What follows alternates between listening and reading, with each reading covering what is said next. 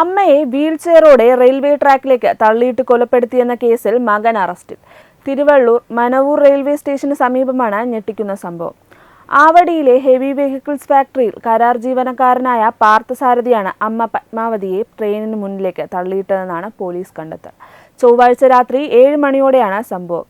ഏലഗിരി express കടന്നു പോകുന്നതിനിടെയാണ് പത്മാവതി ട്രെയിനിനടിയിൽപ്പെട്ടത്. ട്രാക്കിന് സമീപം ഉപേക്ഷിക്കപ്പെട്ട നിലയിൽ വീൽചെയർ കണ്ടെത്തിയതാണ് അന്വേഷണത്തിൽ വഴിത്തിരിവായത്. സംശയം തോന്നിയ പോലീസ് CCTV ദൃശ്യങ്ങൾ പരിശോധിച്ചതോടെയാണ് സംഭവം അപകടമല്ലെന്നും കൊലപാതകമാണെന്നും വ്യക്തമായത്.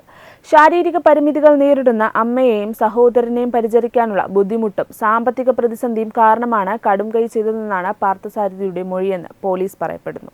ശരീരമാകെ തടുപ്പ് വ്യാപിക്കുന്ന ന്യൂറോഫൈബ്രോമാറ്റോസിസ് രോഗബാധിതയായിരുന്നു പത്മാവതി. ഭർത്താവ് 2007 മരിച്ചിരുന്നു. മാസം 15,000 രൂപ പെൻഷനും ലഭിച്ചിരുന്നു.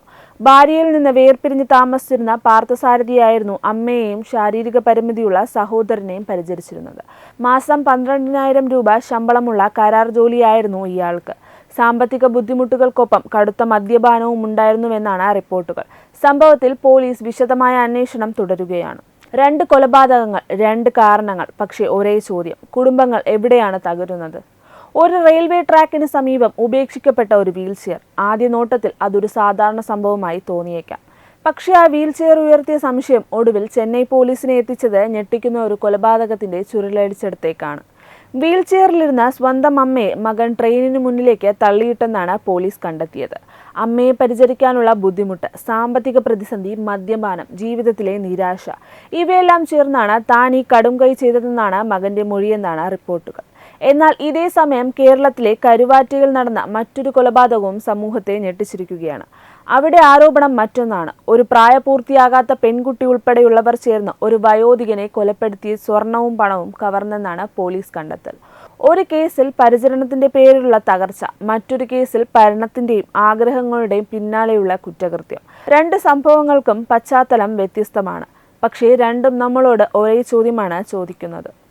ചെന്നൈ തിരുവള്ളൂർ ജില്ലയിൽ മനവൂർ റെയിൽവേ സ്റ്റേഷന് സമീപം ചൊവ്വാഴ്ച രാത്രി റെയിൽവേ ട്രാക്കിന് സമീപം ഒരു വീൽചെയർ. ആ വീൽചെയർ കണ്ടപ്പോഴാണ് പോലീസിന് സംശയം തോന്നിയത്. ട്രാക്കിന് സമീപം വീൽചെയർ എന്തിനാണ്? അതിലുണ്ടായിരുന്നയാൾ എവിടെ?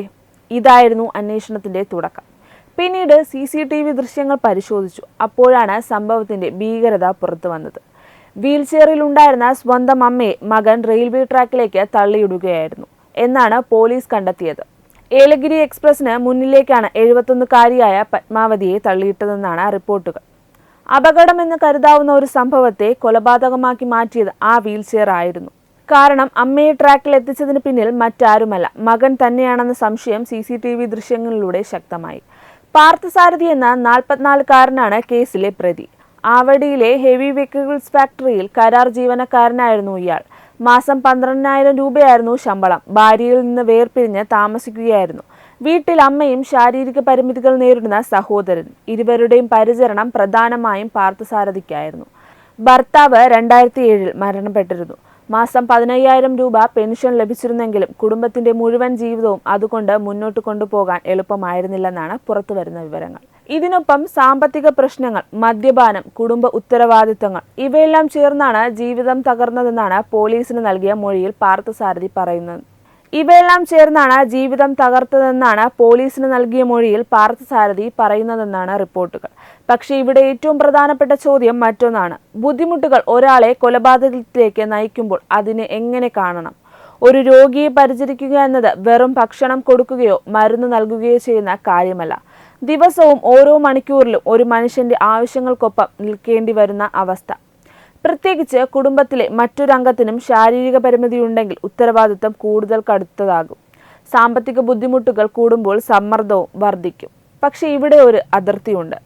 പരിചരണത്തിന്റെ ബുദ്ധിമുട്ട് കൊലപാതകത്തിന് ന്യായീകരണമാകില്ല. ഇത് വളരെ വ്യക്തമായി പറയേണ്ട കാര്യമാണ്. പാർത്ഥസാരഥിയുടെ വ്യക്തിപരമായ ബുദ്ധിമുട്ടുകൾ എന്തുതന്നെയായാലും അമ്മയുടെ ജീവൻ ഇല്ലാതാക്കാനുള്ള അവകാശം അതൊന്നും നൽകുന്നില്ല. അതേസമയം ഈ സംഭവം മറ്റൊരു സാമൂഹിക ചോദ്യവും ഉയർത്തുന്നുണ്ട്. വീട്ടിൽ പ്രായമായവരും രോഗബാധിതരും ശാരീരിക പരിമിതികളുള്ളവരും ഉണ്ടാകുമ്പോൾ അവരെ പരിചരിക്കുന്ന കുടുംബാംഗങ്ങൾക്ക് ആവശ്യമായ സഹായം ലഭിക്കുന്നുണ്ടോ? അവരുടെ മാനസിക സമ്മർദ്ദം ആരെങ്കിലും ശ്രദ്ധിക്കുന്നുണ്ടോ?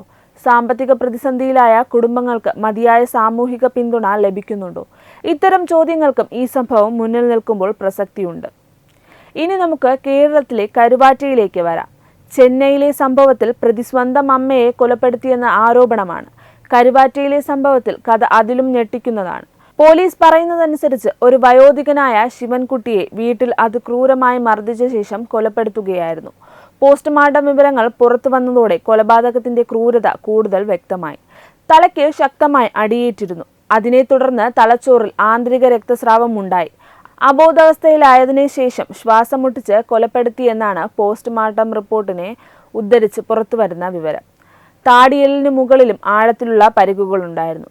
കേസിൽ 13 വയസ്സുകാരിയായ പെൺകുട്ടിയാണ് മുഖ്യ ആസൂത്രകയെന്നാണ് പോലീസ് പറയുന്നത്. പെൺകുട്ടി വീട്ടിൽ നിന്ന് സ്വർണവും പണവും എവിടെയുണ്ടെന്ന് കൃത്യമായി അറിയാമായിരുന്നുവെന്നാണ് അന്വേഷണ സംഘത്തിന്റെ കണ്ടെത്തൽ. കേസിൽ പെൺകുട്ടിയടക്കം 4 പ്രായപൂർത്തിയാകാത്തവർ പോലീസ് കസ്റ്റഡിയിലുണ്ട്. കൊല്ലം ഭാഗത്തു നിന്നും ട്രെയിനിലെത്തിയ സംഘം ശുചിമുറിയിൽ വെന്റിലേറ്ററിലൂടെ വീട്ടിനകത്ത് പ്രവേശിച്ചുവെന്നാണ് റിപ്പോർട്ടുകൾ. ശിവൻകുട്ടി ശബ്ദം കേട്ട് എത്തിയപ്പോഴാണ് ആക്രമണം നടന്നതെന്നാണ് അന്വേഷണ വിവരങ്ങൾ. വീട്ടിൽ നിന്ന് ഏകദേശം 6 പവൻ സ്വർണം നഷ്ടപ്പെട്ടതായും റിപ്പോർട്ടുകളിലുണ്ട്. ഇതിലും ഞെട്ടിക്കുന്ന മറ്റൊരു വിവരം അന്വേഷണത്തിൽ പുറത്തു വന്നിട്ടുണ്ട്. കൊലപാതകത്തിന്റെ ദൃശ്യങ്ങൾ വീഡിയോ കോളിലൂടെ 13കാരി കണ്ടിരുന്നുവെന്നാണ് പോലീസ് കണ്ടെത്തിയെന്ന് റിപ്പോർട്ടുകൾ പറയുന്നത്. പെൺകുട്ടിക്ക് ഐഫോൺ വാങ്ങാനും മറ്റു കൂട്ടുപ്രതികൾക്ക് ബൈക്ക് വാങ്ങാനുമായിരുന്നു സ്വർണം കവർന്നതെന്നാണ് പോലീസ് പറയുന്നത്. ഇവിടെ നമ്മൾ വീണ്ടും ആ ചോദ്യത്തിലേക്ക് തന്നെ എത്തുന്നു. ഒരു ഫോൺ, ഒരു ബൈക്ക്, ഇവയ്ക്കു വേണ്ടി ഒരു മനുഷ്യന്റെ ജീവന് വിലയില്ലാതാകുന്ന അവസ്ഥ എങ്ങനെയാണ് ഉണ്ടാകുന്നത്?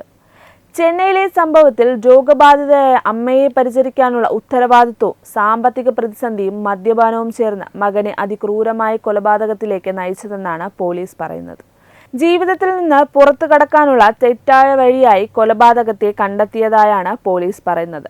കരുവാറ്റയിൽ ഒരു വയോധികൻ, സ്വർണവും പണവും ലക്ഷ്യമിട്ടുള്ള ആക്രമണം, പ്രായപൂർത്തിയാക്കാത്ത കുട്ടികൾ ഉൾപ്പെടെ സംഘം, മൊബൈൽ ഫോണിനും ബൈക്കിനും വേണ്ടിയുള്ള ആഗ്രഹം. ഇവിടെ ഒരു പ്രധാന വ്യത്യാസമുണ്ട്. ചെന്നൈ കേസിൽ എങ്ങനെ ഈ ജീവിതത്തിൽ നിന്ന് രക്ഷപ്പെടാം എന്ന തരത്തിലുള്ള നിരാശയാണ് പ്രതിയുടെ മൊഴിയിൽ കാണുന്നത്. കരുവാറ്റ കേസിൽ എങ്ങനെ പണം കണ്ടെത്താം, ആഗ്രഹം നിറവേറ്റാം എന്ന തരത്തിലുള്ള ലക്ഷ്യമാണ് പോലീസ് അന്വേഷണത്തിൽ ചൂണ്ടിക്കാട്ടിയിരിക്കുന്നത്. ഒന്നിൽ നിരാശ, മറ്റൊന്നിൽ ആഗ്രഹം. പക്ഷേ രണ്ടിൻ്റെയും അവസാനം ഒന്ന്, ഒരു മനുഷ്യന്റെ ജീവൻ നഷ്ടപ്പെട്ടു. ഈ 2 കേസുകളും വെറും ക്രൈം സ്റ്റോറിയിൽ മാത്രം കാണാൻ കഴിയുന്ന ഒന്നല്ല. ഇവിടെ കുടുംബം എന്ന സ്ഥാനത്തെക്കുറിച്ചും ചർച്ച ചെയ്യേണ്ടി വരും. ഒരു കുടുംബത്തിൽ ഒരാൾക്ക് രോഗമുണ്ടാകുമ്പോൾ അവരെ പരിചരിക്കുന്ന വ്യക്തിക്ക് പിന്തുണ നൽകുന്നത് ആരാണ്? ഒരു കുടുംബം സാമ്പത്തികമായി തകർന്നാൽ അവരുടെ സമ്മർദ്ദം ആരാണ് തിരിച്ചറിയുന്നത്? അതുപോലെ കുട്ടികളിൽ ഉപഭോഗ സംസ്കാരവും സോഷ്യൽ മീഡിയ സ്വാധീനവും വളരുമ്പോൾ ആഗ്രഹവും ആവശ്യവും തമ്മിലുള്ള വ്യത്യാസം അവർക്ക് ആരാണ് പഠിപ്പിക്കുന്നത്? കരുവാറ്റ കേസിൽ 13കാരിയുടെ പങ്കാളിത്തം എന്ന ആരോപണം തന്നെയാണ് ഏറ്റവും ഭയപ്പെടുത്തുന്ന ഭാഗം. ഒരു കുട്ടി ഒരു കൊലപാതകത്തിന്റെ ആസൂത്രണത്തിലേക്ക് എത്തുന്നത് എന്നത് ഒരു ക്രൈം വാർത്ത മാത്രമല്ല. അത് കുടുംബത്തെയും സമൂഹത്തെയും വിദ്യാഭ്യാസത്തെയും മാതാപിതാക്കളുടെ ശ്രദ്ധയെയും ചോദ്യം ചെയ്യുന്ന സംഭവമാണ്. എന്താണ് കുട്ടിയുടെ ചുറ്റുപാടിൽ സംഭവിച്ചത്? എവിടെ നിന്നാണ് ഇത്തരം ആശയങ്ങൾ രൂപപ്പെട്ടത്? ആരൊക്കെയാണ് സ്വാധീനിച്ചത്? എന്തുകൊണ്ടാണ് ഒരു മനുഷ്യന്റെ ജീവൻ ഇല്ലാതാകുന്നത് പോലും ഒരു പരിഹാസമായി തോന്നിയത്? ഇവയ്ക്കുള്ള ഉത്തരങ്ങൾ അന്വേഷണത്തിൽ മാത്രമല്ല സമൂഹത്തിന്റെ ആത്മപരിശോധനയിലും കണ്ടെത്തേണ്ടതുണ്ട്. ഒരു റെയിൽവേ ട്രാക്കിന് സമീപം കിടന്നിരുന്ന വീൽചെയർ, ഒരു വീടിനുള്ളിൽ ക്രൂരമായി കൊല്ലപ്പെട്ട ഒരു വയോധികൻ, 2 സ്ഥലങ്ങൾ, 2 സംഭവങ്ങൾ, 2 വ്യത്യസ്ത പശ്ചാത്തലങ്ങൾ. പക്ഷേ രണ്ടും പറയുന്നത് ഒരേ അപകടത്തെക്കുറിച്ചാണ്. ചെന്നൈയിൽ സാമ്പത്തിക പ്രതിസന്ധിയും പരിചരണത്തിന്റെ ഭാരവും ഒരാളെ അതിക്രൂരമായ തീരുമാനത്തിലേക്ക് നയിച്ചെന്നാണ് പോലീസ് പറയുന്നത്. കരുവാറ്റയിൽ പണവും സ്വർണവും ഒരു മൊബൈൽ ഫോണും ബൈക്കും പോലുള്ള ആഗ്രഹങ്ങളും ഒരു കൊലപാതകത്തിന്റെ പിന്നിൽ വന്നുവെന്നാണ് അന്വേഷണ വിവരങ്ങൾ. ഒരു വശത്ത് ജീവിതത്തിന്റെ ഭാരത്തിൽ നിന്ന് തകർന്ന ഒരാൾ, മറുവശത്ത് ജീവിതത്തിന്റെ ആഗ്രഹങ്ങൾക്കായി അതിരുകൾ മറന്നവർ. പക്ഷേ ഒരു കാര്യം ഒരുപോലെയാണ്, ഒരു മനുഷ്യന്റെ ജീവന് പകരം ഒന്നിനും വിലയില്ല. ഈ 2 സംഭവങ്ങളും അതുകൊണ്ട് തന്നെ നമ്മളോട് ചോദിക്കുന്നത് കൊലപാതകം എങ്ങനെ നടന്നു എന്ന് മാത്രമല്ല, കൊലപാതകത്തിലേക്ക് ഒരാൾ എത്തുന്നതിന് മുമ്പ് സമൂഹം എന്തുകൊണ്ട് അത് തിരിച്ചറിഞ്ഞില്ല? ഒരു കുട്ടിയുടെ ചിന്തകൾ അപകടകരമായ വഴിയിലേക്ക് പോകുന്നതിന് മുൻപ്, ഒരു പരിചരണക്കാരൻ മാനസികമായി തകർന്നു പോകുന്നതിന് മുൻപ് നമ്മൾ ഇടപെടുന്നുണ്ടോ? ഇതാണ് ഈ 2 സംഭവങ്ങളിൽ നിന്നും ഉയരുന്ന ഏറ്റവും വലിയ ചോദ്യം. കാരണം കൊലപാതകം നടന്നതിനു ശേഷം അന്വേഷണം നടത്തുന്നത് പോലീസിന്റെ ഉത്തരവാദിത്തമാണ്. പക്ഷേ കൊലപാതകത്തിലേക്ക് നയിക്കുന്ന സാഹചര്യങ്ങളെ നേരത്തെ തിരിച്ചറിയുക എന്നത് സമൂഹത്തിന്റെ കൂടി ഉത്തരവാദിത്തമാണ്. ഇതാണ് ചെന്നൈയിലെ റെയിൽവേ ട്രാക്കിനരികിലെ ആ വീൽ ചെയറും കരുവാറ്റയിലെ ആ വീടും നമ്മളോട് പറയുന്ന ഏറ്റവും ഭയപ്പെടുത്തുന്ന സന്ദേശം. ഇത്തരം പ്രധാനപ്പെട്ട വാർത്തകളും വിശദമായ വിശകലനങ്ങളും തുടർന്നറിയാൻ ഞങ്ങളുടെ യൂട്യൂബ് ചാനൽ ലൈക്ക് ചെയ്യാനും വീഡിയോയെക്കുറിച്ചുള്ള നിങ്ങളുടെ അഭിപ്രായങ്ങൾ കമൻറ്റ് ചെയ്യാനും സുഹൃത്തുക്കളിലേക്ക് ഷെയർ ചെയ്യാനും മറക്കരുത്. ഇതുപോലുള്ള കൂടുതൽ വാർത്തകൾക്കായി ചാനൽ സബ്സ്ക്രൈബ് ചെയ്ത് ബെൽ ഐക്കൺ അമർത്തുക. വെബ് ഡെസ്ക് തത്വമൈ ന്യൂസ്.